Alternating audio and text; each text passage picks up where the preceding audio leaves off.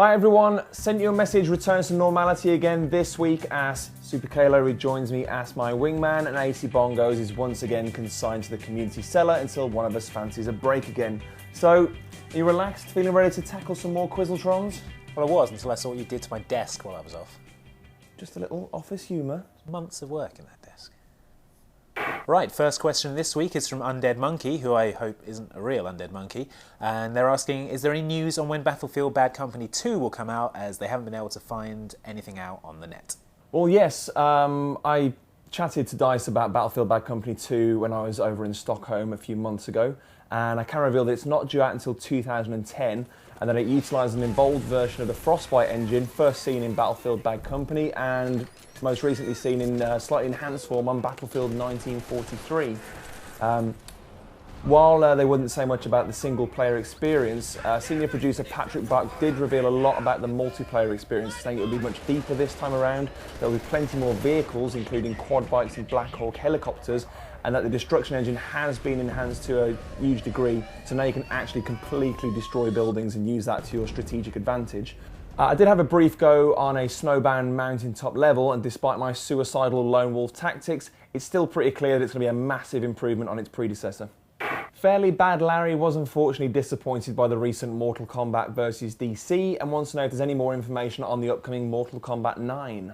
Well, you could do a lot worse than following the Mortal Kombat creator Ed Boon's Twitter feed, which is @NoobDE, where he's releasing a trickle of information about Mortal Kombat 9. Now, so far, he's said that it will be a return to the bloody violence that Mortal Kombat vs DC controversially diluted, that there'll be tons of unlockables, and also that each character will have their own dog sidekick that you can summon by pressing the right trigger. We think he was joking about that, although we wish that he wasn't. Yep, and he's also revealed that the fatalities that they've been motion capturing recently are probably going a little too far, but to be honest, for gorehounds like me, that can only be good news. The good thing about the Twitter as well is that it's actually very frank about the Mortal Kombat franchise and has actually revealed a few tidbits about Mortal Kombat vs DC following the recent collapse of Midway and subsequent purchase by Warner Brothers. So if you want to know any more about Mortal Kombat 9, what I suggest is get on that Twitter feed and send him a few messages and see if he gets back to you. 7 mocap actors they've killed now in the process. It's horrific. His twit picked every single one as well. 8. He's in a lot of trouble with the police. Decapitation? Yeah, spine, right out. Oh. Next up we have Kultajalka, who wants to know if there's any more news on Borderlands. Yeah, well, Gearbox's co-op role-playing sci-fi shooter thing has been in development for quite a while. It was made appearances at last year's and this year's E3. But when you consider the scope of the game, it's not hard to see why. Yeah, while it does sound quite similar to Fallout 3 in theory, Borderlands does have one massive trump card in the form of its random generation system. It generates missions, environments, enemies, items, even weapons, so there's thousands upon thousands of different permutations. It also has something we wish was in Fallout 3, which is drop in and drop out co-op play. However, all of this was already in place when I saw the game back in 2008. The biggest change that's taken place is actually to the game's visual style, which, when I did see it back then, was suffering from a serious case of the browns. My granddad had that. Now it's adopted a pseudo-cel-shaded style, which wouldn't look out of place in 2000 AD, and so it finally has a striking visual style to match its strikingly inventive gameplay. It also probably explains why Gearbox is spending so long working on Aliens Colonial Marines as well, of which we know nothing, okay? Okay, XSAD09X asked a question that I must have been asked over 9,000 times. When will there be a new Dragon Ball Z game coming out? Well, will the sun set tonight? Will it be cold this winter? Will I regret never following my true dream of becoming an ice dancer, internalising my self-pity until it manifests itself as a violent ball of rage?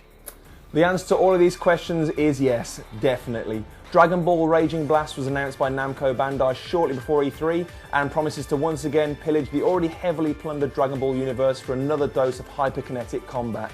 This time it promises to feature 70 new characters and features a brand new Super Rising attack system which apparently allows for greater mid-flight combat. Due out on Kamehameha November! Ha! Sorry, it's due out when? November. What was all that Kame November thing? Fireball thing. Moving on. Poor Lewis has broken his arm, but he still wants his Xbox gaming fix, so he wants to know what games he can play one-handed. Despite the obvious, you mean? Well, you mean Peggle. Yeah, that's what I meant. Well, classic point-and-click adventures come to mind, so Wallace and Gromit, Sam and Max, and the newly released Secret of Monkey Island Special Edition. We were trying earlier on, we tried Sonic the Hedgehog 3. You can play that using the stick and the left bumper to jump. Yep. And also, you were trying out R-Type earlier. Yeah, which is cool, because that defaults the buttons to the shoulders anyway, so you can shoot and use the force just by using LB and the left trigger.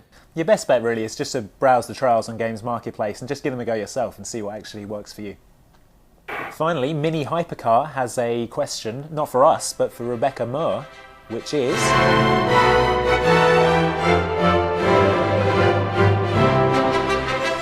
It's a pretty rubbish way to propose, if you ask me.